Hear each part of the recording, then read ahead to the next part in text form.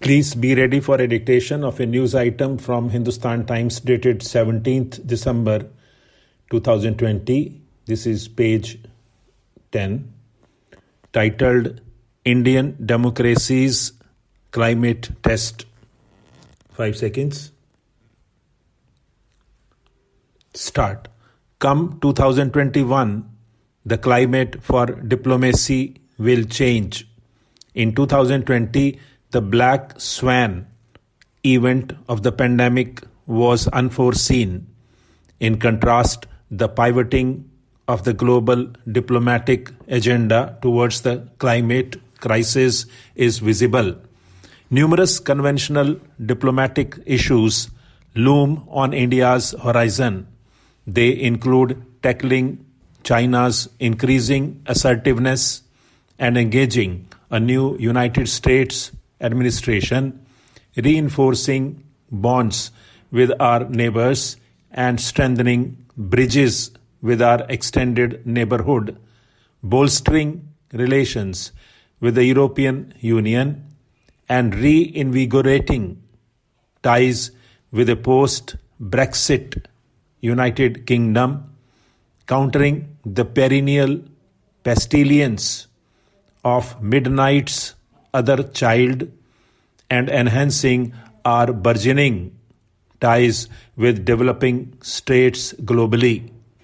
However, it's the unconventional that may upend all these important goals. When climate takes center stage of global policy making, the economic, social, and political implications of the solutions to address the transboundary concerns are likely to override all else on the diplomatic agenda. The announcement of John Kerry's appointment to the new post of Special Presidential Envoy for Climate is an indication that US President-elect Joe Biden's climate agenda is global. Kerry's assertion that America will soon have a government that treats the climate crisis as the urgent national security threat that it is reflects the thinking that the impact of the climate crisis is becoming more complex. Calls for greater ambition to reach net carbon neutrality by 2050 have gathered steam. The Virtual Climate Ambition Summit, held on the 5th anniversary of the Paris Agreement on December 12, is a precursor to the efforts underway. More than 125 states have committed to the goal of a net zero carbon future by 2050. Others are veering towards it. A majority of the G20 are on board. 38 countries have declared climate emergencies until carbon neutrality is reached. China has provided a goal of 2060 and sees climate diplomacy as an opportunity at resuming the G2 playbook of the Paris Agreement. The incoming Biden administration is expected to set its target too. Once the US gets on board, those accounting for 63% of global greenhouse emissions would have agreed to carbon neutrality targets. Despite their announcements, there are gaps between 2050 targets and the policies that these countries have put in place. India is one of the few overachievers in terms of meeting the nationally determined contributions announced under the Paris Agreement for 2030.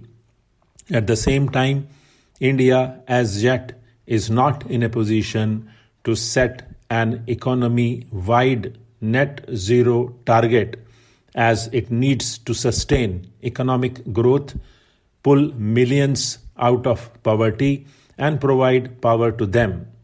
Our policymakers are struggling to find solutions to restrain stubble burning in some regions despite their horrendous impact in nearby regions.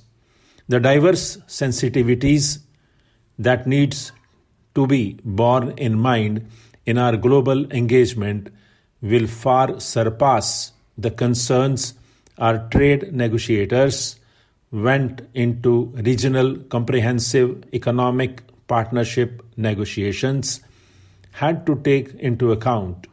Climate negotiations potentially are more far-reaching for our polity, economic and society. Several are suggesting that our best option is a no to more ambitious commitments. However, we need to be cognizant that some are preparing tools to coercive climate diplomacy. EU is eyeing a carbon border adjustment mechanism by 2021. The Biden administration will also look to favor a carbon tax with border adjustments, although whether it can get through such legislation remains uncertain. Kerry will try for a major international breakthrough in his first year, having witnessed his hectoring approach to promote ratification of the Paris Agreement. Caution needs to be our watchword. For a sui generis state such as ours, with varied interests, to gather allies with similar climate goal is not easy. Stop.